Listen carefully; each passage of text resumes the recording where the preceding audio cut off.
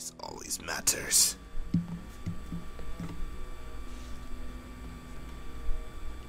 Yesterday's heroes, tomorrow's villain. That is the way of the world. We live and die on assumptions and presumptions and appearances and behaviors, and then when it all goes to hell, man, just gotta roll with the flow because you can't show your true nature to people sometimes. Your true nature is very disturbing to most. Everybody wears a mask. What kind of mask do you wear? I mean, Simeon wears many masks. That's why he's with, in this situation, with his friends. His friends want him to, just chill and just relax, man. Because, it's like the end of one year and the beginning of another. A new beginning for everybody. Alright, so, let's go get a warm. If you want to freeze our asses off, that's your choice. I'm out of here. Alissa cast a glance at me and headed back to the apartment. Hey, wait for me. Yeah, run away, cowards. She kept shouting something at us, but a heavy thud at the massive front door drowned her monologue. The gunshots made me deaf to the sirens. It started out just like any other investigation, with a dead girl. Doom, doom, doom, doom, doom, doom, doom, doom, doom, doom, doom. Doom, doom, doom, doom, doom, doom.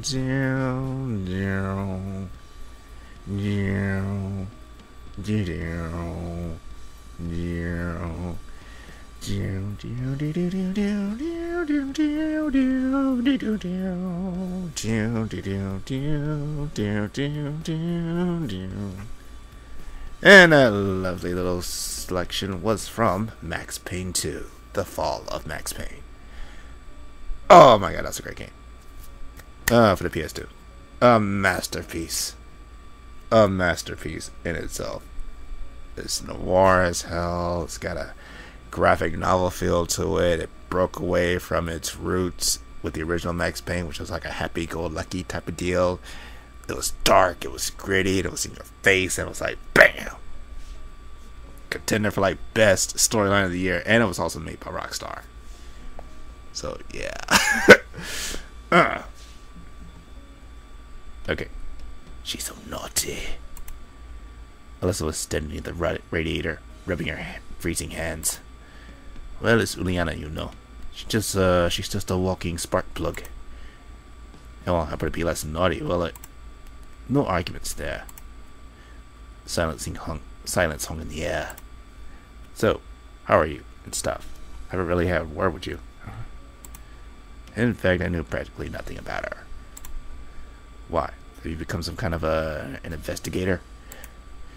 No, it's just... I can ask you about that, can I? No, you already know where I live. I also take classes. You do? Where? Why do you care? I really didn't care that much as I started the conversation just to kill the time. Trivial matters is really bullshit, but it's just things people do to kind of fill empty void space and air, unless you're an Evangelion, in which you could actually stand in an elevator and just have a perfectly silent ride all the way to your destination. Kind of like what Asuka Langley saw you and Rei Ayanami. Thinking like what Rei was getting, Asuka was getting her period, and I don't know, she's like really emotional and say something happened, and like I think it was like a mission that went bad or something, and I don't know. No, she couldn't like communicate with her Ava. Her I think her sync ratio was like down, and she was in the dumps, and basically Rei did something to set her off, and she slapped her. I don't know, something happened in the elevator. Alissa checked her pockets for the same reason. Well, for some reason. I'll go back to Alina's. Forgot my phone there. Do you really need it now? You can get it later. And what if Zinnia rings up? Well, let's go together then. I wanted neither to be left alone nor to freeze however outside. But up there, with a bit of luck, I could even get a snack. My gut was rumbling in anticipation of a feast as I decided to have no food back at home. Let's go then.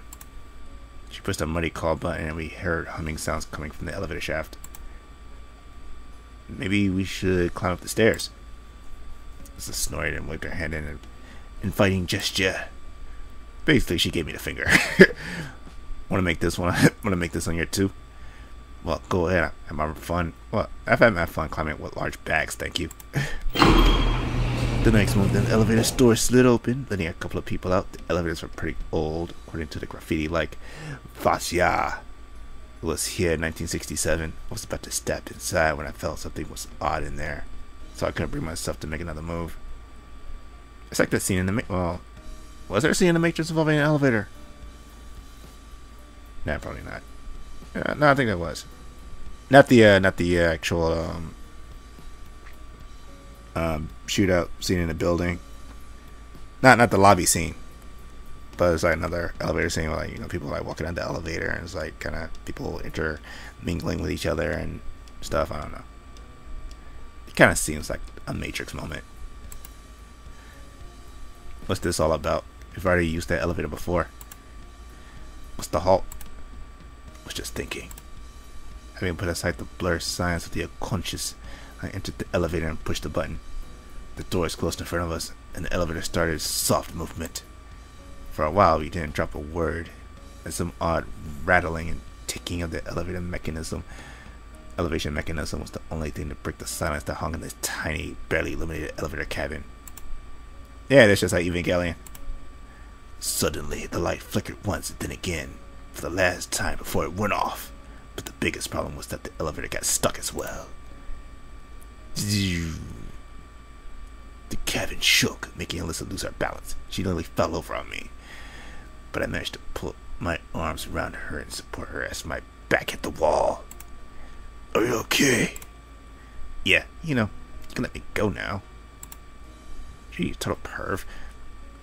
I could tell by her voice that she was quite embarrassed.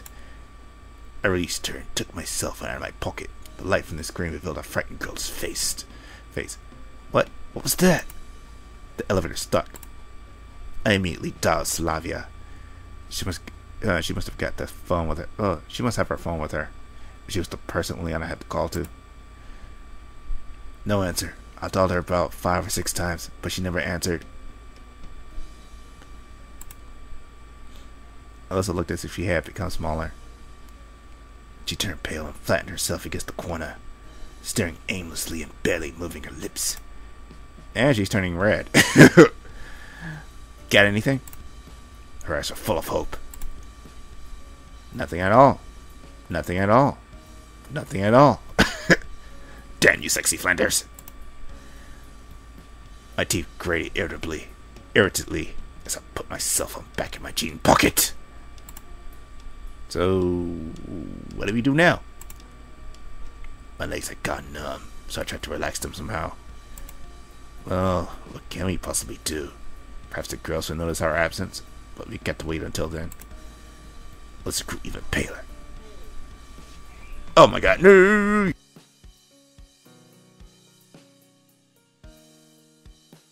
You're spawning the session! You're spawning the fucking session, man!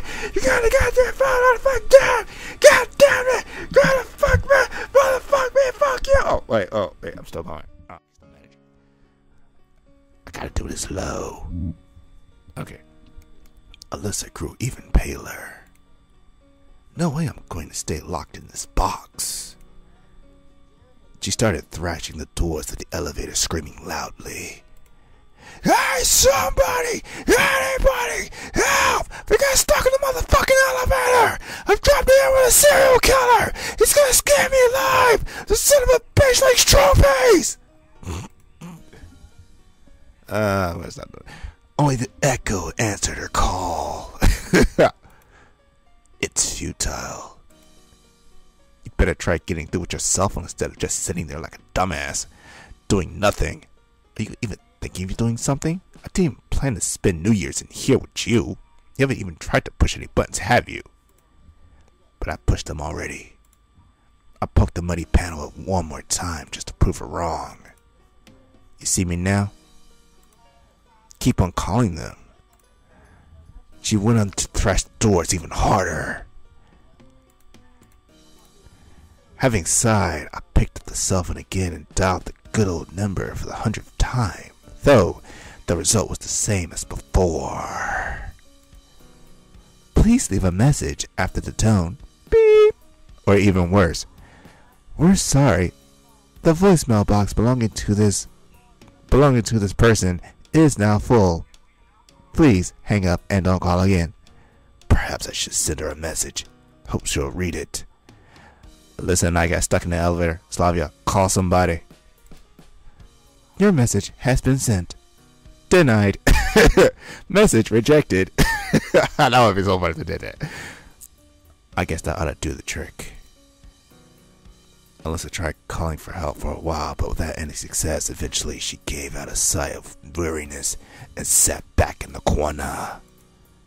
So, still nothing. Great. Her once argent eyes were full of despair. And that's what Sephiroth loves. It's a turn-off for him. Tell me what you cherish, so that I may take it away. Do, do, do. Just like Aerith. What's the time? My cell phone battery nearly ran out of juice, so looked at this barely visible face of the wristwatch instead. It's 11 o'clock. Alissa nodded and just went on gazing into space. Sometimes I just like to watch her behavior. About a minute ago, she was ready to tear those damned elevator doors apart with her bare hands.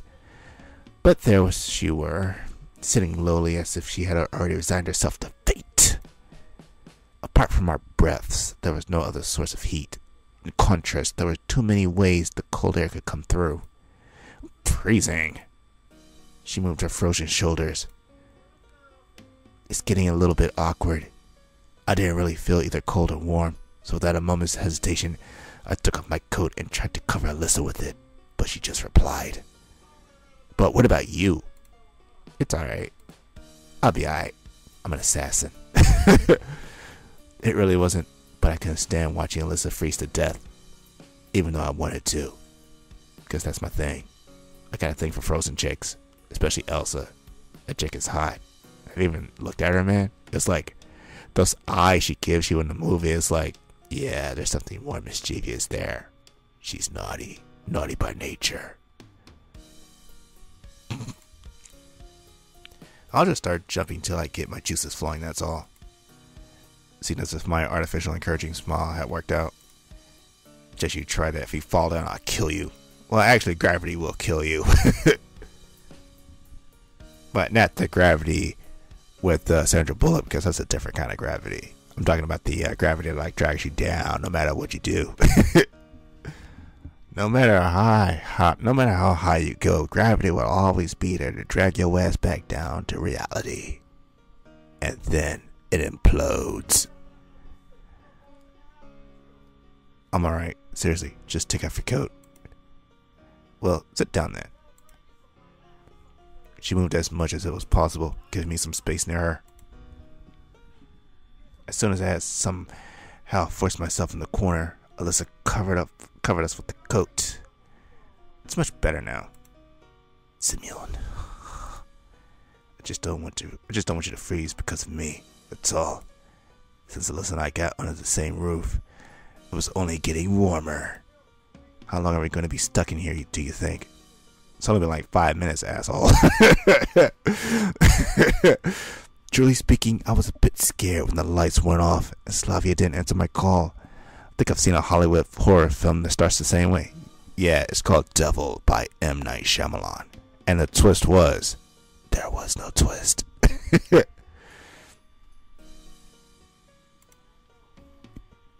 I have no clue, but let's hope for the best. To hell with such thoughts. I'm sorry for shouting at you and everything. Nah, it's okay. It's a part of who you are. It's in your DNRs. But I mean it. I'm sorry for losing my temper. It's alright. Let's let out a sigh. And what's the time now? I cast a glance over the wristwatch and told her. It's 11:30. Seriously, 30 minutes have passed in that small amount of time. New Year's spent in an elevator. Who would have thought it? We both laughed it out quietly. Well, at least we're above ground. I wonder what others are doing right now. What do you mean? Well, Slavia doesn't pick up her phone. Nobody will be looking for us. Hush! Let me whisper in your ear. Tell you all the things that you want to hear. What is it now? She just hissed at me. Then I managed to hear someone thumping up the stairs in the distance. Come on, get up!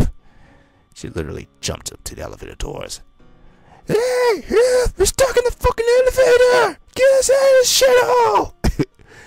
Yeah, call somebody! An impatient and familiar voice answered us. And I thought, why the elevator wasn't coming, so now I have to rush the stairs just because you found nothing better to do than get yourself stuck in there, huh? Bite your tongue and call someone already! Alright, shit. I have to be such a bitch about it. The sounds of footsteps passed us and headed up the stairs. That's a huge load off my mind. Now when the girls know where we are, they will surely find a way to get us out. Yeah, they're gonna call the janitor of the super. No, let's call him the correct word. The super. Which is short for superintendent, not superhero. PJs. It looked as if Alissa had similar thoughts. Her eyes were sparkling again, as they used to, and even her mood suggested that she regained self-confidence. Simeon, hurrah! Yeah! You rock! You are super awesome! Laura could have took the Dora the Explorer approach. Yeah, we did it! We did it! I was glad, but also couldn't help feeling a bit sad about it, because I knew that everything would be over soon. We will return to the girls and then celebrate this out. And after that, we will just go our separate ways. Separate ways. Merging in the everydayness of the huge megalopolis, and only sometimes we will remember this day and think of it as an unhappy for experience, nothing more. You aren't too happy about it, are you? By the way, her smile faded, and I could tell that she knew what was happening in my head. I am. Why not? Anyways, I somehow managed to live on my own until now, and it's not like I won't be able to hang out with her again. Oh, screw this. Here goes another. Hey, Alissa, will you have some free time this week? Why? She was genuinely astonished. Oh, I don't know. Sort of, maybe. Perhaps you can call in on me someday. You know, check up on me. Make sure I'm still alive. Breathing in my apartment. Haven't been teleported to that magical universe called Gantz. In which I have to fight for my life until I get 100 points and then get the hell up out of there. Or I can use my points to bring someone else back to life who previously died in the game because they were a dumbass. They're like struggling with like morality issues and shit. And they're like, no, I don't want to kill this thing because it's morally wrong. And I'm like, dude, this is a video game. They're aliens. They're hostile towards us. They're trying to kill us. They've killed some of us already. And yet you still won't pull the trigger because you think it's wrong. So yeah, buddy, you deserve to die in the next scene. And you do. And then sometime down the road, I find out that you had something really helpful on your person. So I decided to bring your ass back to life just to get that one special item and then let you die again in the game, because that's how it's played. Nishi, you were a G, homie. The only reason you died was because of the stupidity of your team. That's why. If I had a drink, I would just pour it out right now. It's for Nishi. He was a homie, yo.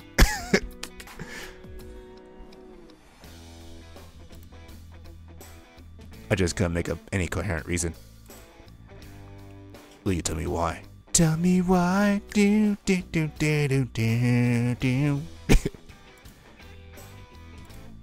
Listen, just come by some other time, okay? Okay. She's not gonna come by. Such turn of events startled me a bit. Alissa had agreed without any argument, hadn't she? Nah, she's not gonna come by. She's just bullshitting you, dude. I will hold you to that, and well, thanks for the coat, I suppose. Whoa, Chica, I didn't give you my coat. You're gonna give my shit back because you already have your shit. Capiche? Capiche. Oh, look at that. I look like a perv. It's like, yeah. She looks so pretty when she blushes that I can't resist a sudden urge to hug her softly around the shoulders. Hey, what the hell are you doing? Though Alissa wasn't trying to resist. Your mouth says no, but your body says yes. I'm not gonna do that. Not the R. Kelly thing. Damn. What am I even? I'm sorry. I took my hands from her shoulders, but suddenly she put her arms around me. Very well. Shit. I could feel her heartbeat even through her coat. Her cheeks literally turned as red as her bright hair. Something warm and soft touched my cheek. Happy New Year. I heard a whisper in my ear. Then something started rattling, and the next moment the lights were on again. The elevator came back to life too and started in quiet movements, regaining its normal speed. Eventually, Alissa released me and looked into my eyes. Did she try to forget you invited me? And so I could see that her usual arrogant and scornful mask was back, though I was too well aware of what hides behind it. And what if I do try to forget? Then I'll forget to come, too. Yeah, you gotta add that too in, because if you like, then I will forget to come. Or basically, she's gonna fake it. It's not gonna be a genuine orgasm. Say, come on, a lot of women fake it, man. Come on. It's like, yeah, it's not you. It's basically them just encouraging you to kind of hurry up and finish, and so they can just go in and do what they want to do, because basically they're like, come on, just gotta get this shit out the way. The faster I make this guy come, it's like, bam, that's it. Bing, bang, boom. Gone. It's only the guy that wants to make it like super romantic, but yeah. Yeah, I watched too much Sex and the City. She prodded me jokingly. The next moment, the elevator door slid open. A blinding light of a luminous lamp made us narrow our eyes. And then there was that impish voice again. So, how's the ride? Oh, it was not enjoyable. Not enjoyable at all. So I gotta IOU. Quite good. Quite good indeed, but it's going to be even better in the future, if you catch my drift. Because unlike Lena, Alissa is a bit of a wild one. Yeah, she's a bit of a cowgirl, and reverse cowgirl, and she likes to be mounted properly. She likes to be pounded hard too. Very, very hard. Yes, quite a wild one indeed. You can't tame her in bed. Okay. The eyes eventually adapted to the bright light, and I was able to see Uliana's malicious smile. Yeah, I could make those jokes with this visual novel, because basically, yeah, it comes from a mature visual novel in the beginning, in which you do sleep with all these characters, except Uliana, you don't sleep with her because she was a kid at that camp, and that's a line no son, no grace did not when I cross.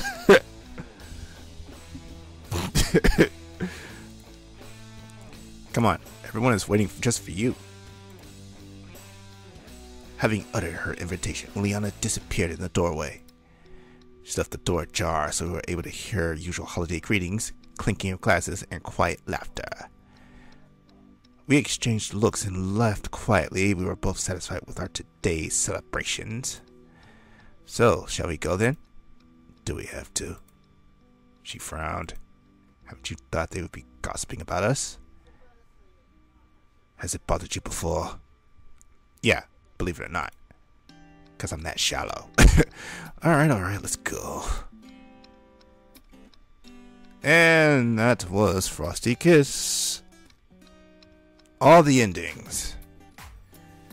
And now to piece this together in such a way that it flows naturally on YouTube, and it becomes kind of a simulated playthrough, sort of, kind of, maybe, if everything works out. Alright, I'm out. Later days.